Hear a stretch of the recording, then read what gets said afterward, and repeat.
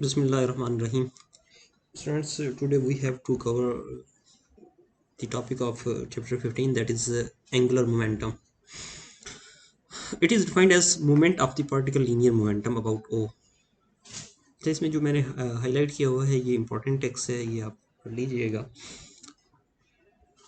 और ये वाला जो इसका कंसेप्ट है मोमेंट ऑफ फोर्स से एनालोगस से मुशाबत रखता है, यानी angular momentum HO is sometime referred to as moment of momentum. और ये मोमेंट, ये मोमेंटम है mv। इसका मोमेंट क्या होगा कि अगर किसी फिक्स पॉइंट से परपेंडिकुलर डिस्टेंस d है तो इसका मोमेंट अबाउट दैट पॉइंट होगा mv डॉट d। और इसको यानी मैग्नीट्यूड वाइज या स्केलर में देखें तो HO यानी angular momentum about z axis equal to हो जाएगा mv इंटू डी। अच्छा, अगर ये d के अलावा कोई और हो डिस्टेंस तो नॉर्मली हम ना फिर वेक्टर में चले जाते हैं, या ये कि उस जो डिस्टेंस है उससे फिर अगेन हम पहले परपेंडिकुलर डिस्टेंस डी निकालते हैं और फिर ये फार्मूला यूज़ करते हैं। इसकी यूनिट की बात की जाए तो इसकी यूनिट्स हैं किलोग्राम मीटर स्क्वायर पर सेकंड और स्लग फीट स्क्वायर पर सेकंड। इसकी डायरेक्शन फाइंड करने के लिए राइट हैंड रूल आप अप्लाई करेंगे। वेक्टर फार्मूलेशन में ये हो जाएगा HO vector will be equal to R cross MV। R जो है वो पोजीशन वेक्टर होगा फ्रॉम पॉइंट O से जहां वो पार्टिकल है उस तक पोजीशन वेक्टर। तो इससे क्या पता चला कि जो वो प्लेन जिसमें R और MV होंगे उसके परपेंडिकुलर होगा एंगुलर मोमेंटम। इसी को डिटर्मिनेंट फॉर्म में लिखा जाए तो H naught is equal to IJK RX और YRZ फिर MVX MY MVZ। ये आपको पता ही है वेक्टर में कैसे लिखते हैं। आगे बात की जाए relation between moment of a force and angular momentum, तो अगर मास ऑफ पार्टिकल कांस्टेंट हो तो हमें पता है summation of all force is equal to MA को आप V डॉट भी लिख सकते हैं। और अगर आप मोमेंट ऑफ इस फोर्स का अगर मोमेंट निकालें आप, मोमेंट ऑफ फोर्स वो क्या हो जाएगा, इसको सिंपल R क्रॉस F होता है तो R क्रॉस सिग्मा F हो जाएगा इस केस में। और इसकी जगह इसकी वैल्यू पुट कर दी जाए तो यह आ जाएगा R क्रॉस MV। अच्छा, इसमें अगर हम थोड़ी सी मैनिपुलेशन करें, अगर मैं डेरिवेटिव लेना चाहूँ, यहाँ तक इसको अभी छोड़ देते हैं। अब एक और चीज़ देखते हैं कि अगर मैं डेरिवेटिव लेता हूँ R क्रॉस MV का तो वो हो जाएगा H नॉट। H का हमें पता ही है एंगुलर मोमेंटम वो क्या है, R क्रॉस MV। और उसका HO नॉट जो हो जाएगा वो डेरिवेटिव हो जाएगा। और डेरिवेटिव में आपको पता है अगर मैं प्रोडक्ट रूल लगाऊं तो सबसे पहले इसका डेरिवेटिव आ जाएगा R derivative into MV plus R into M और V का डेरिवेटिव। अब R इंटू MV का डेरिवेटिव इसकी जगह आप पुट कर सकते हैं अगेन ये। और जहाँ तक इसकी बात की जाए तो R क्या हो जाएगा, बेसिकली V हो जाएगा। और वी क्रॉस वी सेम चीज़ का, यानी वेलोसिटी वेलोसिटी से ये क्रॉस प्रोडक्ट लें, अगर बोलते हैं सेम का क्रॉस प्रोडक्ट हमेशा जीरो होता है। इस वजह से ये वाली टर्म तो हो जाएगी ज़ीरो, ये वाली टर्म हो जाएगी ज़ीरो। जो बाकी रह जाएगी वो अलबत्ता आप कीजिए ना ये वाली टर्म। इस टर्म की जगह आप ये वैल्यू पुट कर सकते हैं क्योंकि यहाँ से आपको पता चला कि ये basically summation of moment equal है। तो हम कह सकते हैं कि summation of all moment at point O is equal to angular momentum at about point O का टाइम डेरिवेटिव। इसको अगर हम पढ़ भी लें, the resultant moment about point O of all forces acting on the particle is equal to the time rate of change of the particle's angular momentum about point O। और ये तकरीबन similar है उससे जो कि हमने पढ़ा था प्रीवियस टॉपिक में इक्वेशन 15.1 में, जिसमें summation of all forces equal to angular momentum का टाइम डेरिवेटिव। एंगुलर मोमेंटम का time derivative M V dot हो जाता है। तो ये प्रीवियस बात थी। Anyhow, system of particle पे करें तो सबसे पहले हम एक कोई पार्टिकल ith पार्टिकल ले लेते हैं, उस पर अगर हम अप्लाई करें तो फिर क्या आएगा वो देख लेते हैं। The force is acting on the arbitrary ith particle, कौन सा पार्टिकल है ith of the system consist of a resultant external force F I, external force capital F I है और resultant internal force small F I है। Ice particle पे जो forces लग रही हैं उनकी बात हो रही है कि एक्सटर्नल और इंटरनल। वो बेसिकली हो जाएगा, यानी एंगुलर उसका मोमेंट जो हो जाएगा वो इक्वल हो जाएगा।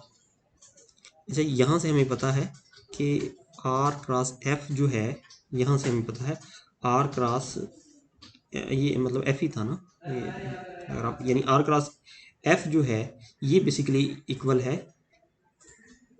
Summation of moment at point O, और एंगुलर मोमेंटम का टाइम डेरिवेटिव भी इसी के इक्वल है।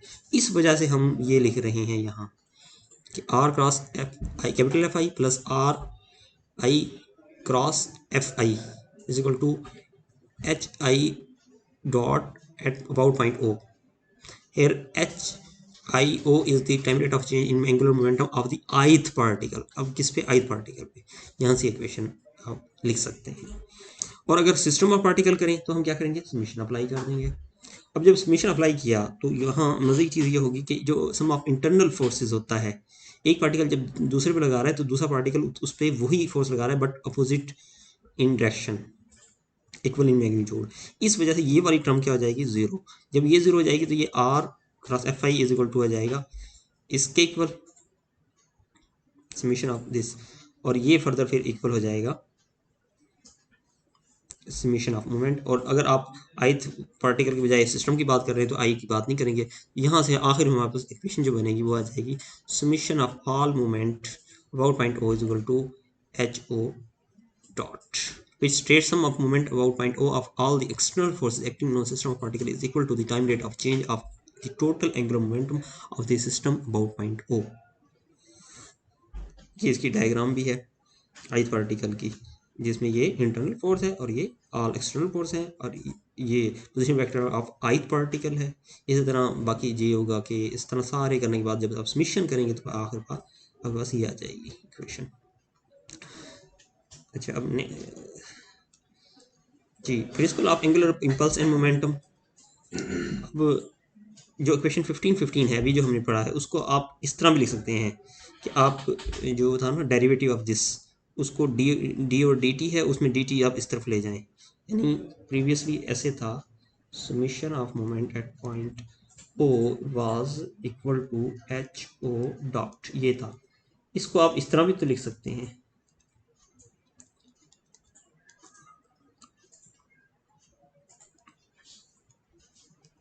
और इसमें से डी टी अगर यहाँ चला जाए तो ये यही इक्वेशन बन जाएगी जो यहाँ से इसने स्टार्ट लिया है।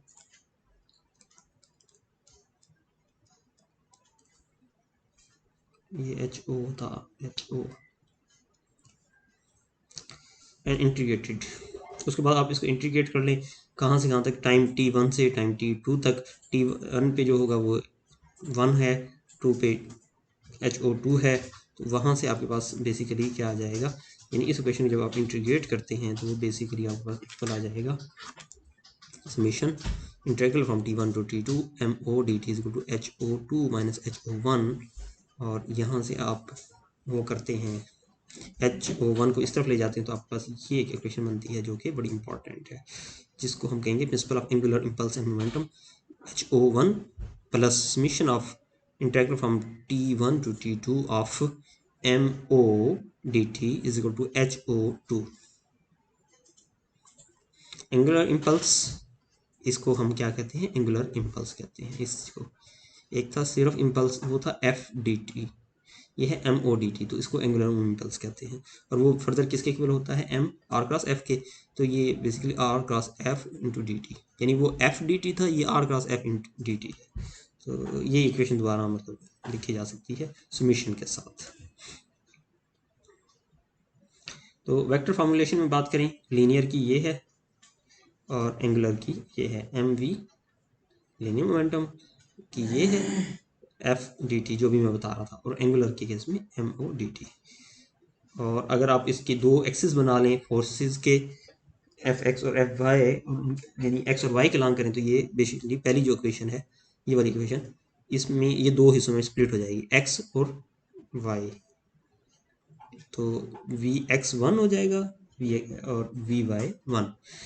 इसी तरह दूसरी इक्वेशन लिख सकते हैं। तो ये इक्वेशन 1522 ये फॉर्मुलेट हो सकती है। अच्छा, अब बात की जाए कंजर्वेशन ऑफ एंगुलर मोमेंटम, उसकी इक्वेशन क्या है? HO1 is equal to HO2, ये कंजर्वेशन ऑफ एंगुलर मोमेंटम की इक्वेशन है। अगर सिस्टम ऑफ पार्टिकल की बात की जाए तो आप उसी समीशन अप्लाई कर देंगे कि summation of all angular momentum at point 1 is equal to, या state 1 is equal to summation of all angular momentum at point state 2।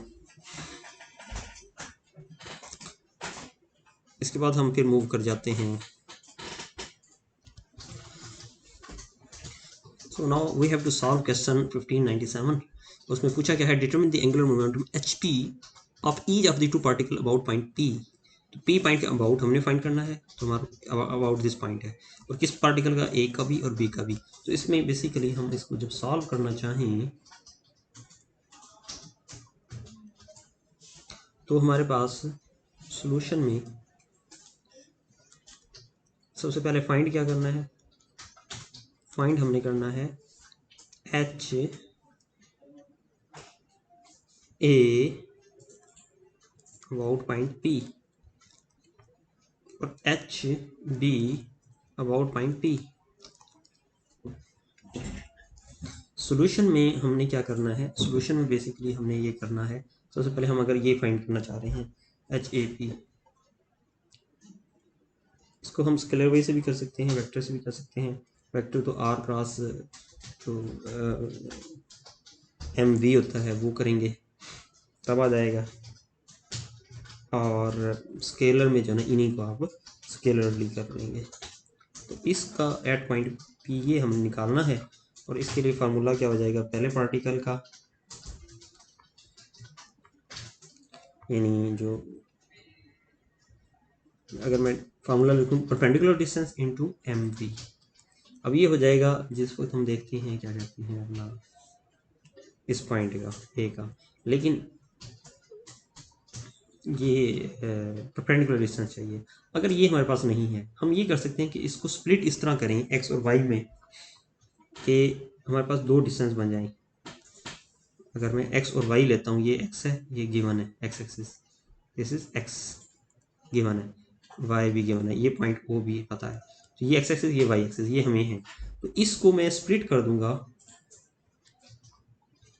M we x, x करूंगा मैं, कौन सा है एक्स, इसका ए यानी ए है ना, ए पार्टिकल, इसका वो कंपोनेंट जो लॉन्ग एक्स एक्सिस है वो ये हो जाएगा, और इसका परपेंडिकुलर डिस्टेंस क्या हो जाएगा? ये वाला, और इस डिस्टेंस को हम कह देंगे डी वाई प्लस, इसी तरह जो दूसरा कंपोनेंट बनेगा वो बनेगा ये वाला कंपोनेंट, ये वाला कंपोनेंट जो होगा D X into M V Y हो जाएगा, ठीक है ना। अब एक्स एक्सिस के अलॉन्ग कितनी वेलोसिटी है? 8 मीटर पर सेकंड है, लेकिन एक्स के अलॉन्ग कितनी है? वो बेसिकली आ जाएगी हमारे पास 8 टोटल थी इंटू 3 बाई हॉरिजॉन्टल 3/5, ये बेसिकली बनेगी 24/5, ये बेसिकली आपकी ये एक्स एक्सिस के अलॉन्ग है। और वाई के अलॉन्ग जो वेलोसिटी बनेगी वो 4 इंटू 4/5 इंटू 8 बन जाएगी, यानी 32/5। ये वैल्यूज़ आप पुट कर दें। अच्छा अच्छा, ये वाला डिस्टेंस जो मैंने यहाँ से लेके यहाँ तक होगा, इस डिस्टेंस को मैं कलर चेंज करके शो करता हूँ, ब्लू कलर। फ्रॉम हेयर हम एक्स एक्सिस ले रहे हैं ना, ये वाला जो है हमारे पास डी, और ये है एक्स है, तो ये डी वाई होगा, और ये डी वाई इक्वल कितने के हो जाएगा? फ्रॉम हेयर टू हेयर कितना है? ये 5 है, और ये वाला कितना है? 2, 5 और 2 7, ये 7 हो जाएगा। अच्छा, दूसरा डिस्टेंस कौन सा होगा? वो होगा इस परपेंडिकुलर से यहाँ तक का डिस्टेंस। ये वाला डिस्टेंस को मैं अगेन दूसरे कलर में कोई शो करता हूँ आपको, वो कलर हम कर लेते हैं। फ्रॉम हेयर टू हेयर ये होगा, और ये कितना हो जाएगा? ये है 1.5 टोटल 4, 4 में से 1.5 चला जाएगा, तो ये हो जाएगा 2.5 बेसिकली डी क्या कहते हैं एक्स। दूसरा ये हमने इसकी सेंस देखनी है। अब सेंस बड़ी इंपॉर्टेंट चीज़ होती है, वेक्टर क्वांटिटी है ना, तो इसमें सेंस बड़ी। अगर हम काउंटर क्लॉकवाइज को पॉजिटिव लेते हैं तो ये बताएं क्या ये क्लॉकवाइज है ये वाला? नहीं, ये क्लॉकवाइज है, काउंटर क्लॉकवाइज है, तो ये नेगेटिव हो जाए। और ये वाला क्लॉकवाइज, तो मतलब ये पॉजिटिव आएगा, ये नेगेटिव आएगा। पहले के साथ हम लिख देंगे डी वाई की वैल्यू माइनस के साथ, लेकिन डी वाई की वैल्यू, डी वाई मैंने आपको बताया है एक्स, ये एक्स वाला है के साथ डी वाई कितना है 7, 7 इंटू एम कितना है, एम है हमारे पास 3 kg, तो 3 हो जाएगा। एम में यहाँ भी वैसे लिखना चाहिए था मुझे, M is equal to 3 kg, M A कह लेंगे आप, एम बी जो है वो है 4 kg, तो इसको एम ए कहते हैं, एम ए, एम ए। तो 7 इंटू 3, और वी एक्स कितना है, वी एक्स मैं यहाँ नहीं बता चुका हूँ, 24/5 है। ये माइनस का था और ये प्लस होगा, ये क्यों प्लस होगा, क्योंकि ये काउंटर क्लॉकवाइज वाला। और ये उसकी वैल्यू कितनी आ जाएगी, डी एक्स कितना है 2.5 इंटू एम, एम आपको पता है 3 है, और वी वाई इसमें कितना निकाला है 32/5। तो यहाँ से मैं अगर इसको कैलकुलेट करता हूँ, ये मेरे पास आ जाता है माइनस का 52.8 मीटर पर second, kilogram metre square, kilogram metre square पर सेकेंड। इसको मैं अब वेक्टर फॉर्म में अगर लिखूं तो एच ए पी, और ये क्योंकि एक्स वाई में है, जिसके परपेंडिकुलर होता है, तो ये बेसिकली -52.8 के यूनिट वेक्टर आ जाएगा आंसर। और इसके अगर यूनिट लिखूँ मैं, इसको कर्ली ब्रैकेट में लिख दें, आ जाएगा किलोग्राम मीटर स्क्वायर पर सेकेंड। ये हमने किया है अभी पार्टिकल ए का, पार्टिकल बी का भी कर लेते हैं। अब जब बी का करेंगे एच बी पी, अच्छा इसी तरह हमने अब ब्रेक डाउन करना है। ब्रेक डाउन करते हुए अब जो है हम इनको नाम दे देते हैं फ्रॉम हेयर, यानी इसके दो कंपोनेंट बना लेते हैं। एक तो कंपोनेंट इसका बनेगा ये वाला, एक बनेगा कंपोनेंट ये वाला। जो ये कंपोनेंट ये होगा, ये हो जाएगा 6, इस वेलोसिटी का 6 मीटर पर सेकेंड का 6 इंटू कॉज ऑफ 30, और ये वाला कंपोनेंट आ जाएगा 6 साइन ऑफ 30। 6 कॉज ऑफ 30 जो है, इसका यहाँ से लेके यहाँ तक जो डिस्टेंस पी से हम ले लेना है, डिस्टेंस पी से लेके यहाँ तक ये वाला परपेंडिकुलर डिस्टेंस होगा, इसको हम कहेंगे ये, क्योंकि वाई वाला कंपोनेंट है, ये वाला डिस्टेंस अलॉन्ग एक्स एक्सिस है, तो इसको नाम दे देते हैं डी एक्स, या बल्कि इसको कोई और नाम दे देते हैं, लेट्स सपोज इसको हम नाम दे देते हैं परपेंडिकुलर डिस्टेंस S1 नाम दे देते हैं इसको। अच्छा दूसरा ये कि यहाँ से लेके और यहाँ पी पॉइंट तक, पी पॉइंट ये है, यहाँ से लेके यहाँ तक का डिस्टेंस ये कितना होगा, टोटल 5 है, उसमें से ये वाला डिस्टेंस 1 है, 5 में से 1 गया, तो ये बेसिकली 4 है, और ये S2 हो जाएगा। S1 कितना है 4 ये है, और 4 ये 8 हो जाएगा, तो S1 8 है, S2 4 है। तो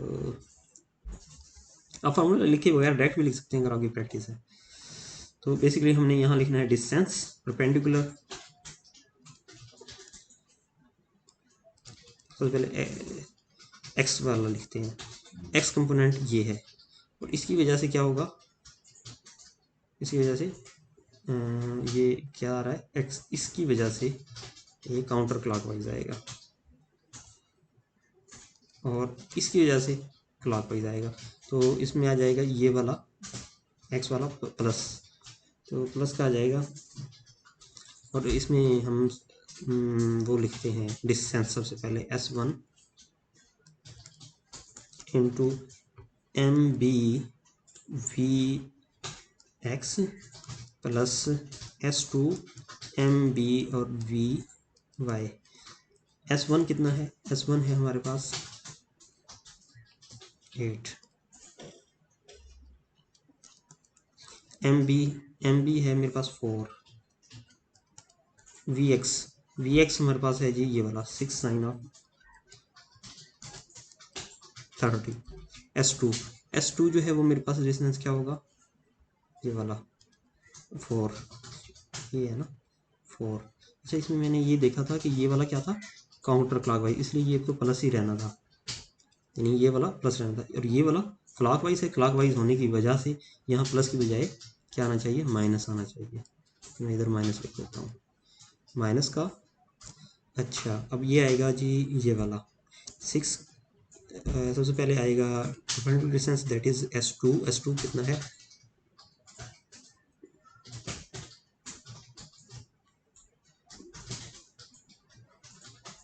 एक मिनट सो यहाँ यस, ये मैंने सही नहीं लिखा, यहाँ ये S2 आएगा इसके साथ, और इसके साथ S1 आएगा, ये 1 होगा। डिस्टेंसेस जो हैं, जो परपेंडिकुलर डिस्टेंस बने आपने जस्ट वो लिखने हैं। तो Vx 6 sin 30 है, 6 sin 30 के साथ परपेंडिकुलर डिस्टेंस कौन सा बन रहा है, ये वाला S2 का, तो उसकी वैल्यू पुट करते हैं 4। ये कितनी आ जाएगी वैल्यू, 4 आएगी यहाँ, ये 4 आएगी बेसिकली ये वैल्यू। अच्छा ये तो ठीक हो गया। अच्छा अब ये ले रहा था मैं, ये है हमारे पास Vy, तो Vy की जगह Vy की माइनस, Vy की जगह Vy की वैल्यू, m की जगह m की वैल्यू, S1 की जगह ये वैल्यू, ये वैल्यू, ये Vy की वैल्यू जब है क्या है 6 cos ऑफ 30, y के नाम है ना, 6 cos ऑफ 30, एम बी 4 है, और S1 कितना है मेरे पास, ये है S1 8, वैसे भी y के साथ परपेंडिकुलर 8 ही बनता है। अच्छा स्टूडेंट, इसमें कुछ स्टूडेंट ये भी करते हैं कि भाई ये नेगेटिव हो गया नीचे है, ऐसे नहीं देखना, आपने ओवरऑल डायरेक्शन देखनी होती है। जैसे हम मोमेंट के क्वेश्चन करते थे स्टैटिक में, उसमें भी लाजमी आपको बताया गया होगा कि आपने इंडिविजुअल आर का या इंडिविजुअल एफ का नहीं देखना, आपने देखना है उन दोनों का प्रोडक्ट की डायरेक्शन क्या बन रही है। इसी तरह मैं ये कहूँगा इन सब के प्रोडक्ट की ओवरऑल डायरेक्शन क्या बनती थी वो मैंने ऑलरेडी यहाँ लिख दिया, इसलिए मैंने इसके साथ माइनस या कुछ नहीं लिखा, जस्ट वैल्यूज पुट कर दी। अच्छा रिमेनिंग थिंग क्या है, रिमेनिंग जस्ट ये है कि आप इसके साथ इसको कैलकुलेट कर लें, और वो आता है 118.28 किलोग्राम मीटर स्क्वायर पर सेकंड। और आपका ये, इसको अगर वेक्टर फॉर्म में लिखें HBP,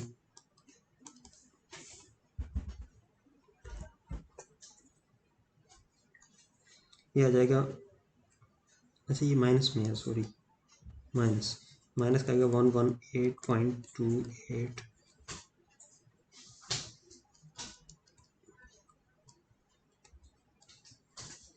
किलोग्राम मीटर स्क्वायर पर सेकंड।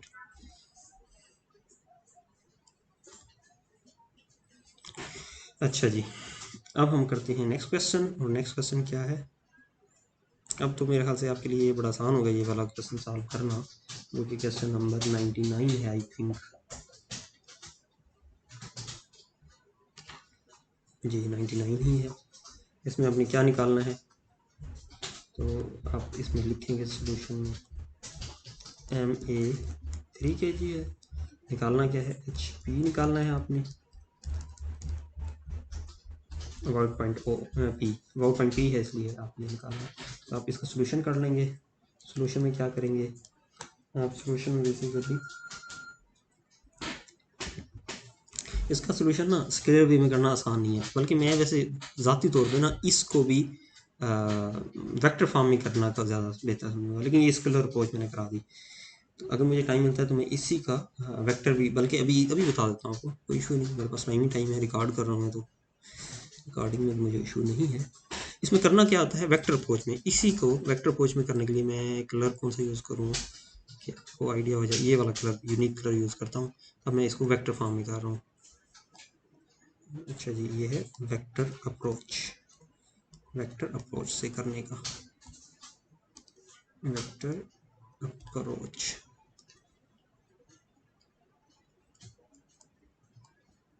वेक्टर अप्रोच जो है ना,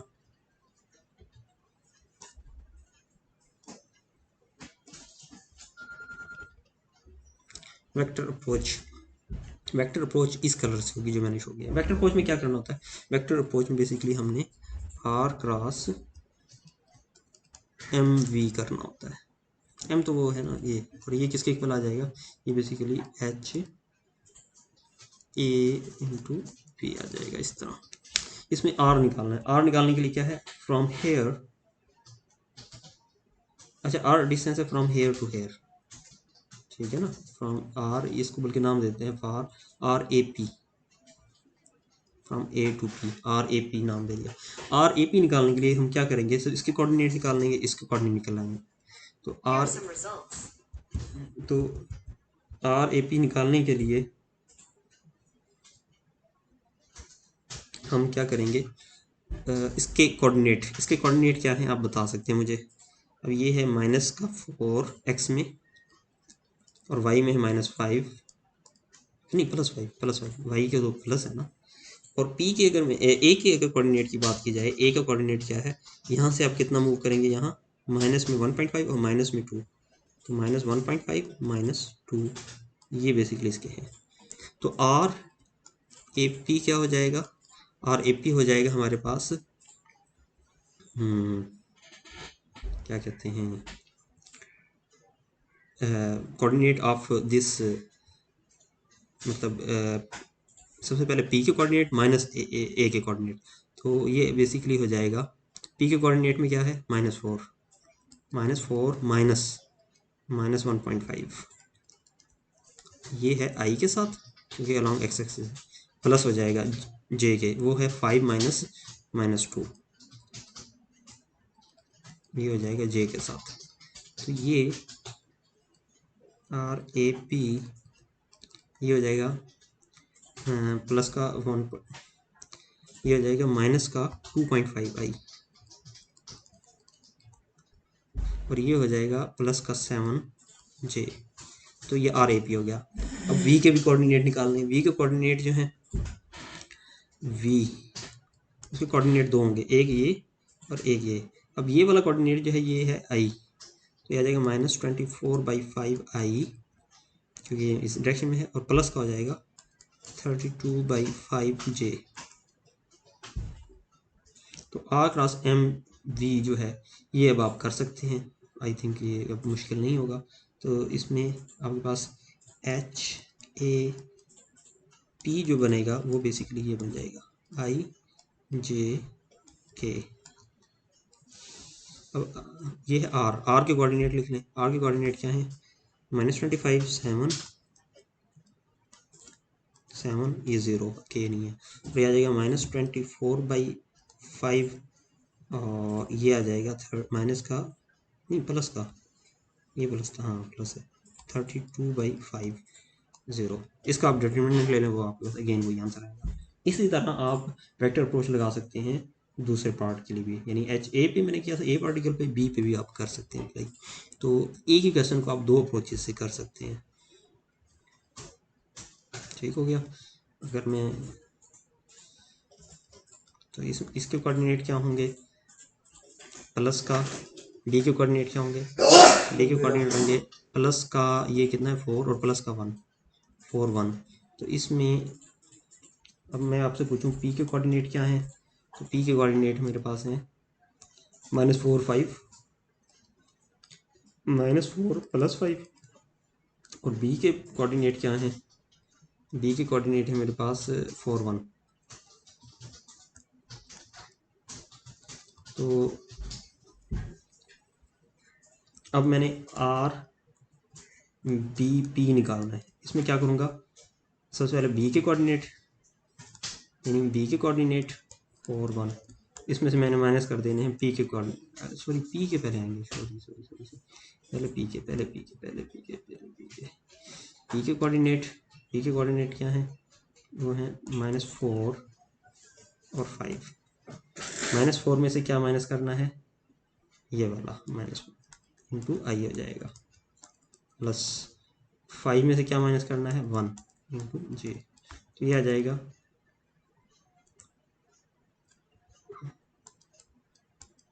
-8 आई और +4 जे।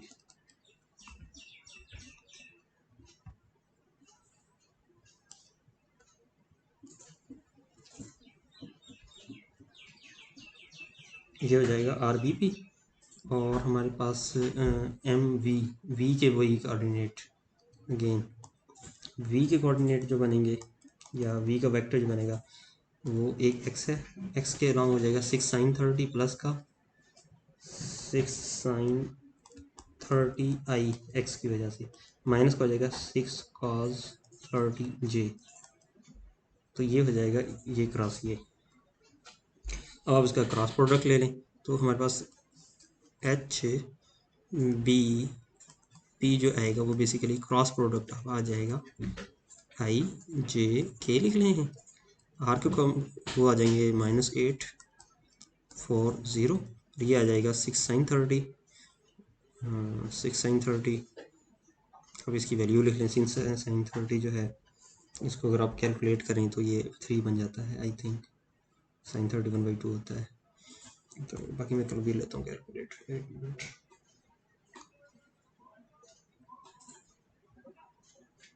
6 साइन 33 हो गया, बिल्कुल 3 आई, 3 आई माइनस का आ जाएगा, अगर वो क्रॉस करता हूँ तो आ जाएगा 5.19 5.196 यानी 5.196 ही लिख लेते हैं। ये 3 और सॉरी 3 थोड़ा सा इधर लिखना था, तो ये बेसिकली आ जाएगा 3 और ये आ जाएगा 5.196, ये 0, इसको आप ले लें तो अगेन आपके पास माइनस का 1118.28 के आएगा आंसर। इस तरह आप कैलकुलेट कर सकते हैं। I think I have well address how to tackle this problem using the vector approach as well as the scalar approach। दोनों अप्रोच मैंने करा दी, तो आप जो अप्रोच बेहतर समझें वो कर सकते हैं। अब नेक्स्ट जो प्रॉब्लम है वो बेसिकली 3D का है, और जब 3D होता है तो हमारे लिए ज़्यादा इजी हो जाती है वेक्टर अप्रोच। तो अभी मैं वही वेक्टर अप्रोच ही अप्लाई करके नेक्स्ट क्वेश्चन सॉल्व करने की कोशिश करूँगा। चलिए अब हम मूव करते हैं नेक्स्ट क्वेश्चन पे। नेक्स्ट क्वेश्चन जो है वो 3D है और इजी सा है, तो मेरा ख्याल है कि आप अगर एग्जाम में आता है आप बड़ी इजीली कर लेंगे। तो अगेन जिस वक्त आप सबसे पहले ये डायग्राम बनाएंगे, मेरे पास ऑलरेडी बनाई हुई है ताकि मैं टाइम बचाना था वीडियो में, कम एमबीज़ की बने, कम आपका नेट यूज़ हो, कम यूट्यूब पे स्पेस ले, इस वजह से मैं बड़ा कम्पैक्ट करता हूँ। और चीज़ रिपीट इसलिए नहीं करता कि आपके पास वीडियो देखते हुए ये असेस है कि आप उसको पॉज करके बार बार देख सकते हैं। तो ये मेरे जो लेक्चर्स हैं तो इसलिए वैसे अगर आप इसको सॉल्व करेंगे तो आपको तकरीबन 1.5 घंटा चाहिए होगा। अच्छा जी, इसका हम सोल्यूशन करना चाह रहे थे, सोल्यूशन करते हुए अच्छा मैं कलर ज़्यादा चेंज कर लेता हूँ, हम नॉर्मल में आ जाते हैं। इसके लिए सबसे पहले हमने क्या देखना है जी, हमने लेना है एच पी, और एच पी को वेक्टर अगर मैं लिखता हूँ और है किसका एम ए का, तो यह आ जाएगा आर अबाउट पॉइंट पी है, तो ये आ जाएगा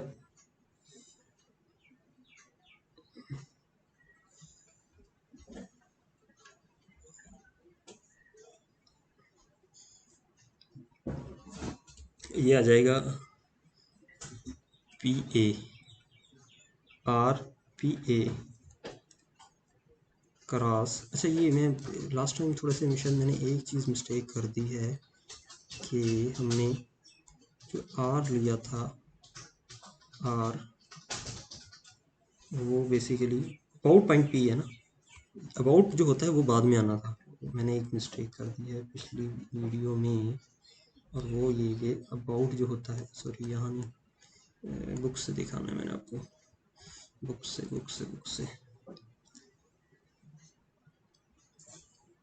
मैं आपको ये दिखाना चाह रहा हूँ कि हम ये देखते हैं कि अबाउट पॉइंट वो है तो इसमें से ये एक्सपेक्ट होना, तो ए में से वो होना था, रिवर्स मैंने कर दिया।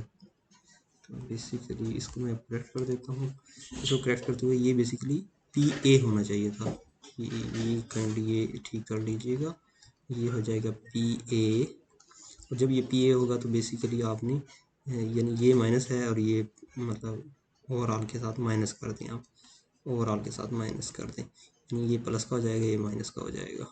इसी तरह आप इसमें जब आप करेंगे यानी इसमें से ये निकालेंगे तो ये प्लस का हो जाएगा ये माइनस का, इस पूरे के साथ माइनस कर देंगे, मैंने उल्ट ले ली डायरेक्शन, ये वाला भी आप प्लस कर दें ये माइनस कर दें, तो ये एनी हाउ अब ये 3D हम क्वेश्चन सॉल्व करने लगे तो हमारी डायरेक्शन खुद ही ठीक हो गई। तो ये बेसिकली आर पी ए होना चाहिए था। जब आप इसको सॉल्व करना चाहेंगे तो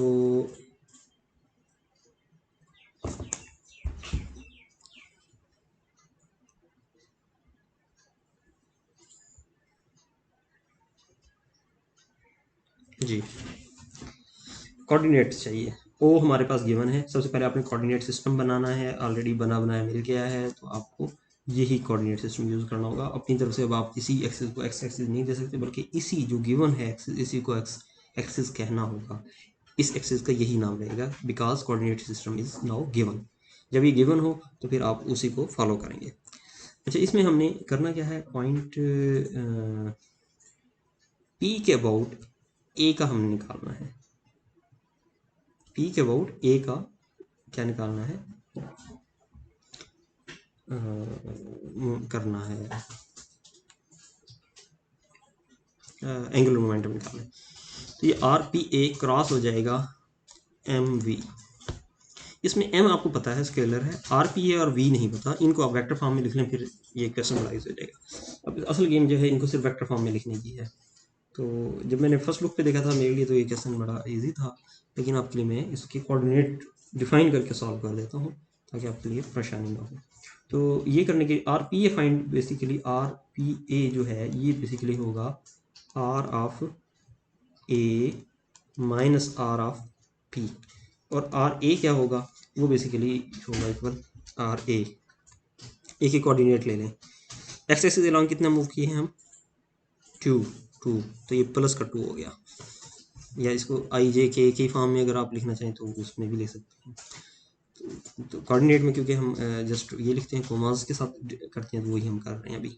वाई के अलावा आपने कितना मूव करना है 1.5, बट अपोजिट ऑफ वाई तो माइनस का 1.5 हो जाएगा। और जी के अलावा आप कितना मूव करें 2, तो ये आ जाएगा 2 प्लस का 2। तो इसके कोऑर्डिनेट क्या बन गए 2i minus 1.5j plus 2k। इसमें से आप माइनस कर दें आर पी को, आर पी वो ये है इसके कोऑर्डिनेट। इसके कोऑर्डिनेट क्या क्या होंगे, इसमें x के अलॉन्ग आप नेगेटिव में गए माइनस का 1, y के अलॉन्ग आप प्लस में गए 1.5, और z के अलॉन्ग आप अगेन 2 गए, लेकिन प्लस में 2 गए। ये कोमा है, कोमा प्लस 2 माइनस का आ जाएगा। अच्छा, ये बल्कि हमने आई जे की फॉर्म में लिखना है, तो इसके साथ में आई जे ये लिख लेता हूँ, -1 या माइनस आई प्लस 1.5j प्लस 2k। जब आप आर पी ए लिखते हैं तो ये आपके ये क्या आ जाएगा, 2 में से 2 + 1 3i आ जाएगा। ये हो जाएगा 1.5 माइनस 1.5 माइनस का 3j, 2 में से 2 गया 0, के तो है ही नहीं ना, फिर के तो मतलब समझें कैंसिल हो गया ना, मेरे से वैसे कैंसिल कर दिया। तो ये आपका आर पी ए आ गया। वी के अब कोऑर्डिनेट बनाने हैं। वी के कोऑर्डिनेट अगर बनानी है तो आपके पास इसके कोऑर्डिनेट गिवन है, बी के भी कोऑर्डिनेट निकालने हैं। बी के कोऑर्डिनेट जो हैं वो क्या होंगे, बी के कोऑर्डिनेट हो जाएंगे, आप कितना मूव किए इसके अलॉन्ग 3, एक्स के अलॉन्ग 3, तो ये 3 आ जाएगा। वाई के अलॉन्ग कितना मूव किए, वाई के अलॉन्ग भी 3 मूव किए। जी के अलॉन्ग कितना मूव किया, जी के अलॉन्ग कुछ भी नहीं, तो ये आ जाएगा 3 + 3, तो आर बी भी आ गया हमारे पास, यानी आर बी मेरे पास इक्वल है 3i + 3j के। अच्छा जी, ये भी आ गया। अब हमने क्या करना है, हमने निकालना है ये वाला vector, unit vector of A B. तो यू ए बी जो निकालेंगे आप, unit vector of A B, इसमें हेड किसकी तरफ होता है, हमेशा आखिर वाले की तरफ हेड होता है। तो और माइनस किस में से गए, यानी आर बी में से आर ए माइनस किया जाएगा, R B minus R A. इसमें भी अगर आप देखें तो हेड हमारा ए था, तो ए हेड में से टेल माइनस हुई, इसमें भी हेड में से टेल माइनस होगी। तो ये बेसिकली अगर मैं इसकी वैल्यूज़ लिख दूँ तो ये आ जाएगा 3i + 3j इसमें से माइनस करना है आर ए, और आर ए हमारे पास ये था 2i minus 1.5j plus 2k। ये प्लस में ज़रा बेहतर करके लिख देता हूँ, प्लस का 2k। जब आप इसको सॉल्व करते हैं तो आपके पास 3 माइनस 2i आ जाएगा, ये सिंपल 1i। ये प्लस का हो जाएगा 4.5j, और ये माइनस का 2k आ जाएगा। ये आपके पास यूनिट वेक्टर आ गया। इस वेक्टर आ गया, इसका यूनिट वेक्टर बनाने के लिए क्या करते हैं, यू ए डी इसी के मैग्नीट्यूड से डिवाइड कर देते हैं। हमारे पास क्या आ जाएगा, यू ए डी का यूनिट वेक्टर, इसका यूनिट मैग्नीट्यूड से ये आ जाएगा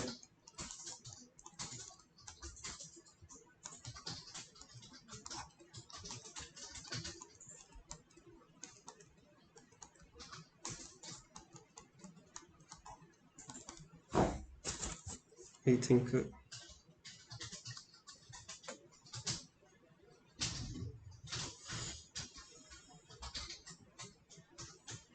अच्छा, ये माइनस और माइनस का स्क्वायर होकर फिर ये प्लस हो जाएगा। तो ये मेरे पास, अच्छा ये यूनिट वेक्टर आ गया। अब आपने करना क्या है, आपने वेक्टर वेलोसिटी निकालना है। तो वेलोसिटी जो है, वेलोसिटी वेक्टर वो हो जाएगा v का मैग्नीट्यूड इनटू जो इसकी डायरेक्शन है वो, और उसकी डायरेक्शन किसके अलांग है, यू ए बी के अलांग। तो आप ये 6 इंटू दिस वैक्टर कर लें, जो ये वाला गिवन है, ये वाला पर वाला एज इट इज़ लिख लें, तो आपके पास यूनिट वेक्टर आ जाएगा। तो ये बेसिकली आपके पास जो आ रहा है, यानी इसको 6 से मल्टीप्लाई करने के बाद वो मेरे पास आ रहा है 6 over square root of 25.25i plus 27 over square root of 25.25j और माइनस का 12 over square root of 25.25k metre पर सेकेंड। अच्छा, अभी तक वैसे देखें ना, अभी तक मैंने इसमें डायनामिक्स का कुछ भी नहीं किया, स्टैटिक के कंसेप्ट यूज़ किए हैं। हाँ, मतलब वेक्टर पोजीशन वेक्टर हो तो उसमें से आपने हेड में से टेल माइनस करके उसको लिखना है। इसी तरह अगर आपके पास दो पॉइंट्स गिवन हैं जो कि ओरिजिन से हटके हैं, उनके अलॉन्ग अगर वेलोसिटी आ रही है, मैग्नीट्यूड गिवन है, आपने उसका वेक्टर फॉर्म बनाना है। तो ये बेसिकली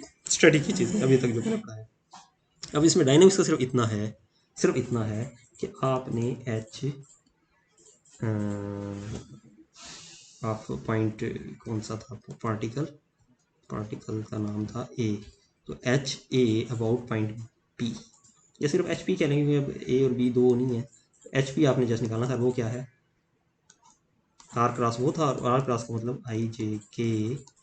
यहाँ आर की वैल्यू कौन सा आर, ये वाला आर जो अभी हमने निकाला था, ये वाला, ये वैल्यू पुट कर दें, 3 3 0 3 माइनस 3 था, हाँ जी 3 माइनस 3, और यहाँ ये वैल्यूज़ 6 ओवर दिस, यानी ये वाली वैल्यूज़ यहाँ लिखें।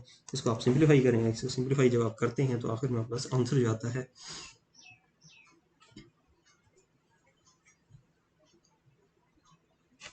अच्छा स्टूडेंट्स मैं एक गलती कर रहा हूँ, वो ये कि ये बेसिकली, बल्कि इसमें भी मैंने शायद गलती कर दी थी। हाँ जी, ये यहाँ बेसिकली हमने एम वी लिखना है, तो एम के साथ मल्टीप्लाई करना है इसको, एम के साथ, तो एम के साथ, एम कितना था इस केस में, एम ए वो 3 था, और इसमें एम ए 4 था। यहाँ भी हम जब लिखेंगे इसको, तो यहाँ एम वी लिखना है, तो इसको फर्दर आपने मैथ्स से मल्टीप्लाई कर देना। मैथ्स कितना है इसका, इस केस में मैथ्स हमारे पास है 3 kg, तो 3 को आपने जस्ट इससे मल्टीप्लाई कर देना है वेलोसिटी से, तो ये आपका मोमेंटम आ जाएगा। तो यहाँ मोमेंटम क्या आ जाएगी, तो मैथ्स यहाँ आप कैसे लिखेंगे इसको, एक टर्म मैं लिख देता हूँ, बाकी आप उसी तरह लिख लीजिएगा। वो है जी, एक टर्म जो मैं लिख रहा हूँ उसमें मैथ्स 3 इंटू वी एक्स कितना है, वी एक्स ये है 6 ओवर स्क्वायर रूट ऑफ 25.25। इस तरह यहाँ भी आप लिख लेंगे, वो क्या आ जाएगा 3 इंटू 27 ओवर ये, और फिर आ जाएगा माइनस का 3 इंटू 12 ओवर। इसको जब आप सिंप्लीफाई कर लेंगे तो आखिर में आपके पास आंसर आ जाएगा 21.5 आई प्लस 21.5 जे प्लस 59.1 के मीटर्स किलोग्राम मीटर स्क्वायर पर second. So this is all from my side. Hopefully ये आपकी ना वेक्टर की प्रैक्टिस अच्छी कर देंगे, और एंगुलर मोमेंटम और इसका आपको आइडिया हो गया। This is all from my side. Okay class.